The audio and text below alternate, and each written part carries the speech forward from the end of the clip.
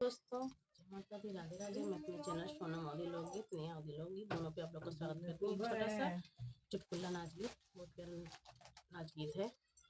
सास पतोह का लोग झोंक है, आप लोग सुनिएगा, कमेंट बॉक्स में जरूर बताइएगा गाना कैसा लगा। पता ये सास को बुराई करते पर भौजाई से सुलझ जाएगा। सब कमेंट करके जरूर बताओ।